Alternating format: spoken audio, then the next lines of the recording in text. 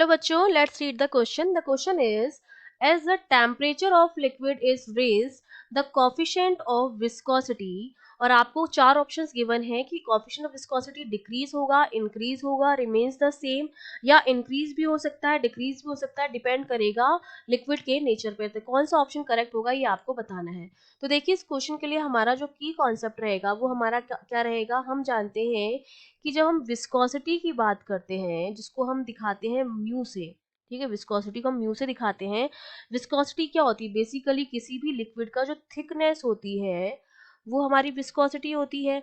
और या simple words में मैं कहना चाहूँ तो ये विस्कोसिटी जो होती है वो होती है major of fluids resistance to flow, जो उनके फ्लो को रजिस्ट करता है, रोकता है। फ्लूइड्स रेजिस्टेंस टू फ्लो वो हमारी क्या होती है? विस्कोसिटी होती है। इसमें मॉलिक्यूल्स की जो वेलोसिटी या स्पीड होती है वो कम होती है। हमारा जो लिक्विड फ्लूइड होता है वो काफी थिक होता है, वो हमारी होती है विस्कोसिटी। जितना ज्यादा थिक होगा हमारा फ्लूइड उतनी ही ज्यादा विस्कोसिटी उसकी हाई होगी, ठीक है, वो हमारी होती है विस्कोसिटी। अगर मैं इसकी यूनिट की बात करूं तो इसकी यूनिट होती है, अगर सीजीएस यूनिट में बात करूं तो पॉइज में हम इसको नापते हैं, और अगर मैं एसआई यूनिट की बात करूं तो इसको हम नापते हैं पास्कल सेकेंड्स में, ठीक है।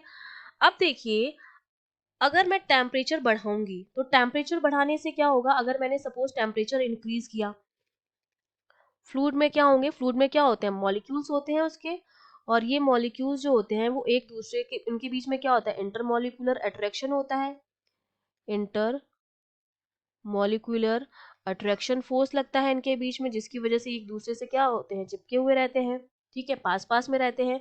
तो जब हम टेम्परेचर इंक्रीज करते हैं तो इनकी जो एवरेज काइनेटिक एनर्जी होती है वो भी इंक्रीज हो गई, क्योंकि वो क्या होती है? 3/2 kT, जहाँ पर के बोल्ट्जमैन कांस्टेंट है और टी टेम्परेचर है। तो जब टी को इंक्रीज किया तो एवरेज काइनेटिक एनर्जी जो हो जाएगी मॉलिक्यूल्स की वो भी बढ़ जाएगी।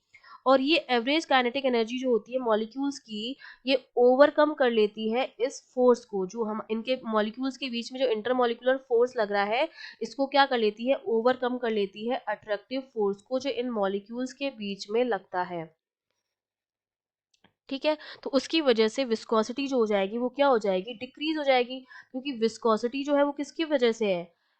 इन मॉलिक्यूल्स के बीच में जो इंटरमॉलिक्यूलर फोर्स लग रहा है उसी की वजह से विस्कोसिटी है। उसी की वजह से मॉलिक्यूल जो होते हैं एक दूसरे के पास पास में रहते हैं, और हमारा वो जो होता है वो थिक रहता है।